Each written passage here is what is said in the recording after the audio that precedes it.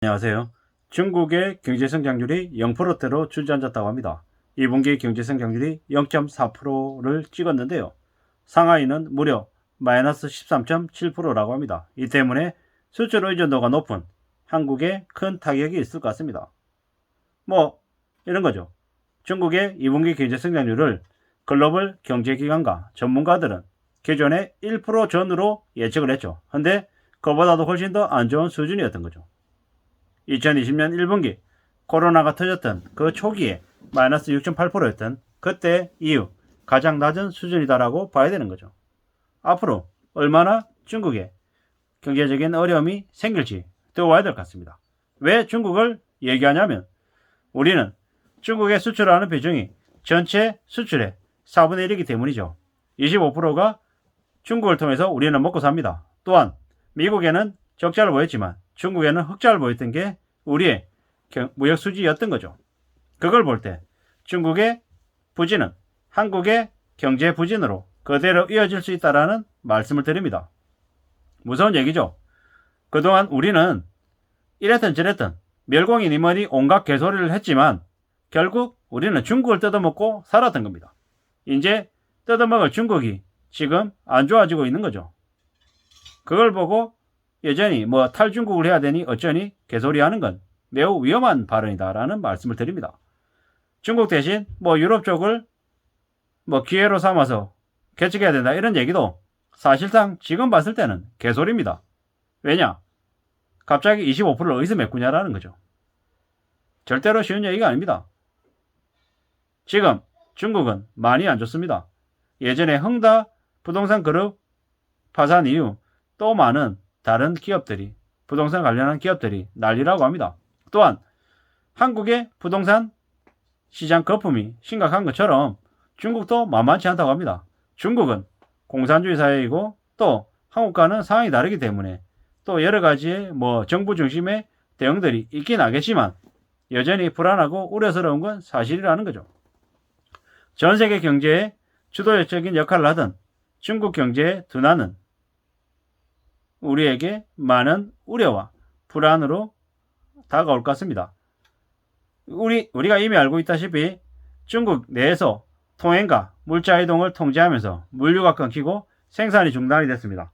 슈퍼마켓이나 약국 등을 제외한 상가의 영업행위가 금지되면서 지난 4월 중국의 소매 판매가 1년 전에 비해서 11%나 줄었다고 합니다.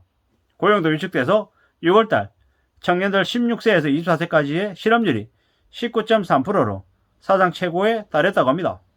봉쇄로 인해서 가장 피해가 컸던 상해 같은 경우에는 2분기 성장률이 마이너스 13.7%입니다. 충격이죠. 저러면 중국 내에서 시위나 온갖 폭동들이 안 일어날까요? 이미 일어나고 있다고 합니다. 점점 더 불안하고 점점 더 우려스러운 거죠. 중국에 있는 시진핑은 연임을 3년임을 하려고 하고 있는데 그 때문에 제로 코로나를 강력하게 실행하려고 하다 보니 점점 더 경제적인 상황들이 안 좋아지는 것 같습니다. 어떻게 될까요? 앞으로 한국은 제로 인한 충격을 더 심하게 겪을 것 같습니다. 이미 5월달, 6월달 대중국 무역 수지가 28년 만에 적자를 기록했습니다. 7월달에도 적자가 예상이 됩니다. 수출이 줄었기 때문이죠. 한국은행은 중국의 경제성장률이 1% 낮아지면 한국의 경제성장률도 0.15% 떨어질 걸로 추정을 합니다. 중국의 경제가 빠르게 회복될 수 있을까요? 참 우려스럽죠. 미국과 유럽의 소비도 줄면서 중국산 상품, 서비스에 대한 수요도 감소할 거라고 합니다. 중국에서 저렇게 물류망이 생산 기지가 제대로 작동 안 하니까 한국에서 저가 상품들의 가격이 점점 더 올라가게 될 겁니다. 다이소에 이제 1,000원짜리, 2,000원짜리 상품을 찾긴 어렵고요.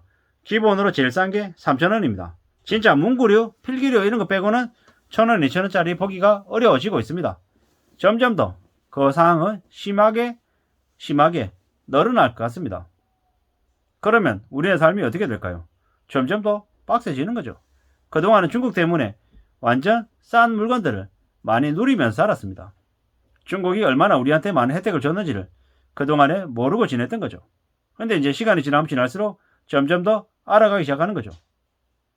중국에서 삼겹살 생산을 줄인다 이러면은 한국의 수입 삼겹살의 가격에 여파를 미칩니다.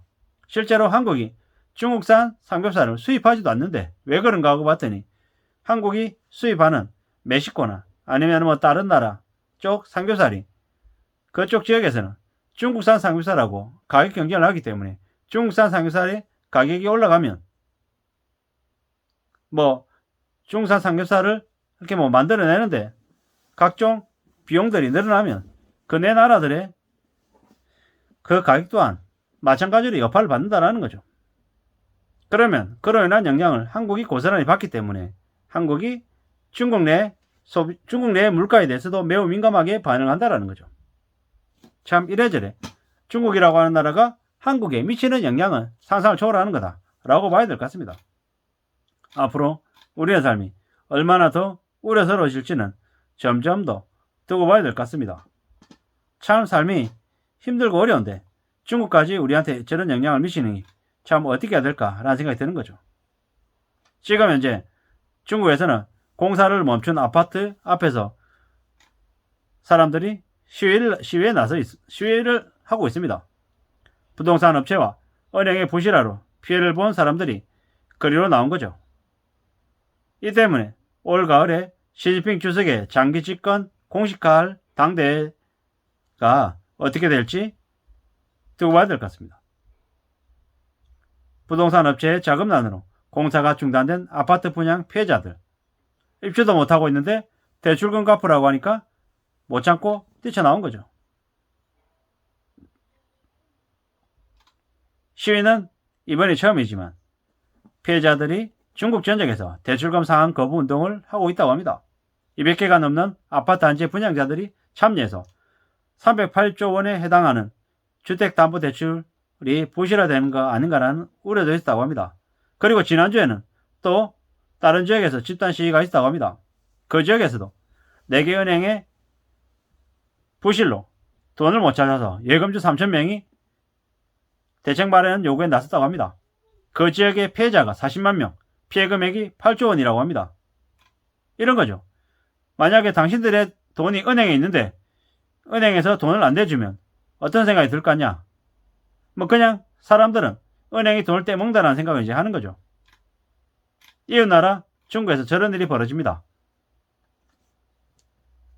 부동산 관련해서 대출금 때문에 사람들이 시위를 하고 은행에서 돈을 안 내주니까 또 대책 마련을 위한 시위가 또 벌어지고 있는 거죠.